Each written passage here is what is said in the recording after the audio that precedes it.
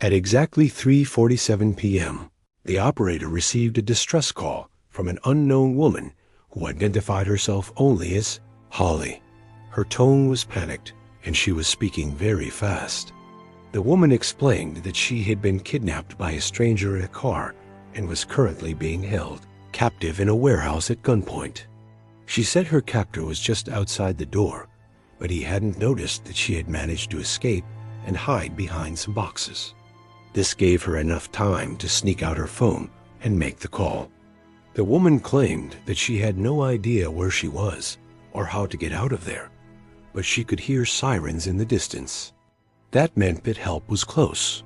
But as soon as those first police cars arrived, Holly vanished into thin air. And what the officers found next was completely bizarre.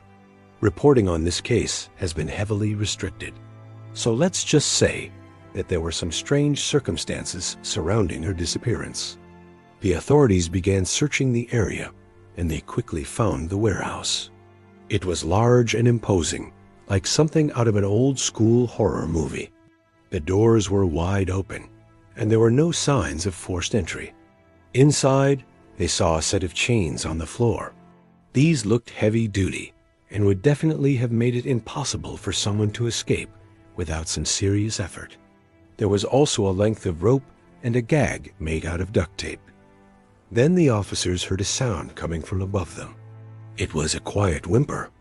At first, they thought it might be a stray cat or perhaps a small child who had gotten lost and was now scared. But when they shone their flashlights upwards, they realized that neither of these assumptions was correct. It came from a trapdoor in the ceiling. Someone was hiding up there, and they were terrified. As the officers slowly pried the door open, the crying became more intense. Eventually, it stopped completely. The officers had expected to see another kidnap victim, but instead they found a man. He was skinny and unshaven with wild eyes. He had clearly been living in the warehouse for a long time. When he saw the officers, he started screaming and thrashing around. The man kept repeating the same phrase over and over again. "Get her out. Get her out of here." Was he referring to Holly? And if so, why didn't he come down from the trapdoor and speak to the cops himself? Instead, he continued to bang against the trapdoor until it broke, and he fell through onto the floor. The man was immediately arrested. The officers then went back to the trapdoor and climbed up to look around. It wasn't easy because the man had managed to wedge several heavy boxes underneath it. What they found in the small room above the trapdoor shocked them all. There was nothing there, no sign that anyone had ever been there.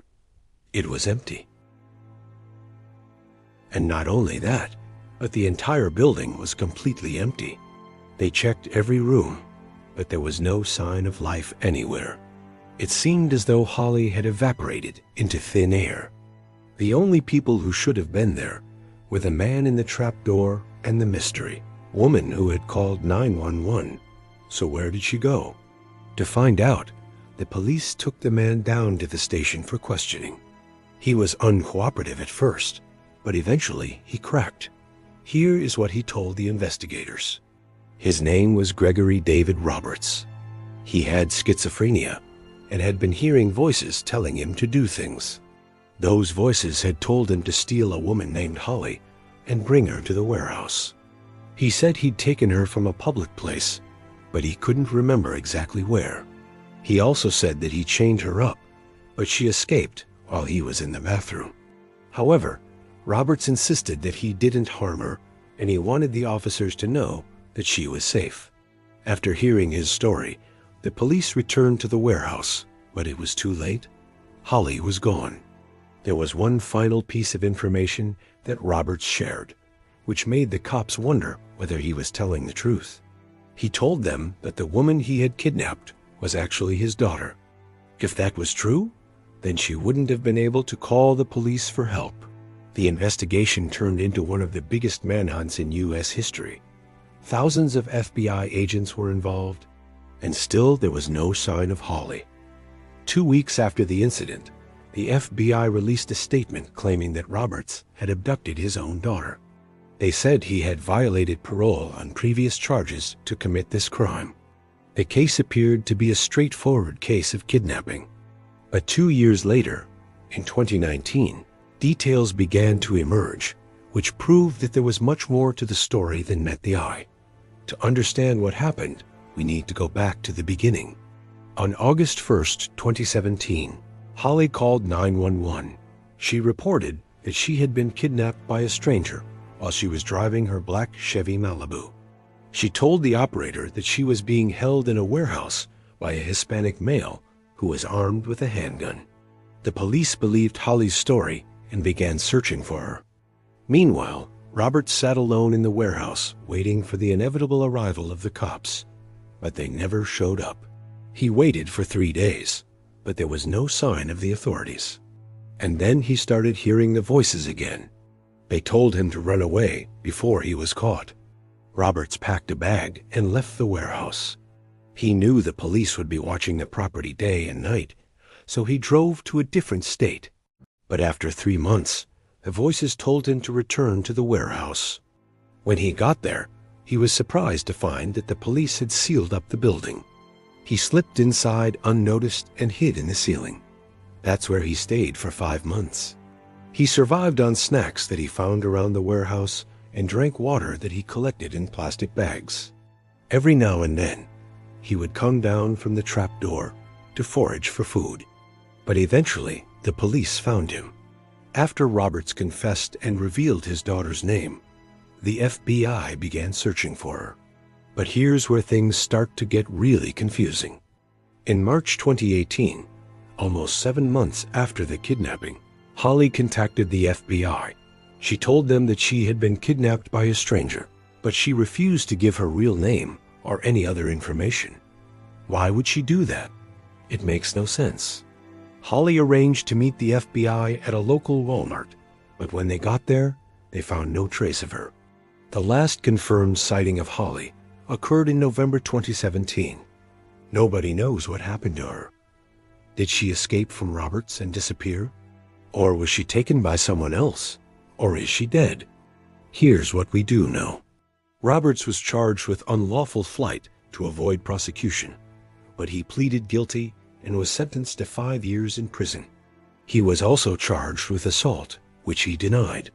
But as part of his plea deal, he agreed to plead guilty to the assault charge as well. In total, he was sentenced to 17 years behind bars. In 2021, he was transferred to a federal medical facility, which suggests that his mental health has deteriorated since he was first incarcerated. But even that doesn't explain what happened to Holly. One theory is that she is dead.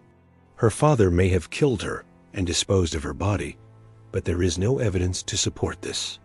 Another theory is that Holly staged the entire kidnapping with her father. She had been in contact with the FBI and knew what would happen when her dad was caught. But there is no proof that this is true either. What we do know is that the FBI believes that Roberts acted alone and kidnapped Holly from a random parking lot. Now this seems a bit far-fetched, considering how many times the FBI has investigated similar cases. They know that strangers who abduct people at random are extremely rare. And this is especially true when it comes to young women. The fact that Roberts was willing to cross state lines makes this case even more baffling. There are many similarities between the case of Holly and other famous missing person cases, such as the disappearance of Maura Murray. Like Holly, Maura was a young woman who disappeared under mysterious circumstances. She was last seen in a rural location after a minor car accident. Since neither of these cases has been solved, conspiracy theorists believe that they're linked. However, there is no concrete evidence to support this. Maybe we'll never know what happened to Holly. But one thing is certain. She will forever be known as the girl who vanished before the police arrived. Now you need to watch Found Dead in Shallow Grave. Or check out My Daughter Vanished. I Never Stopped Looking.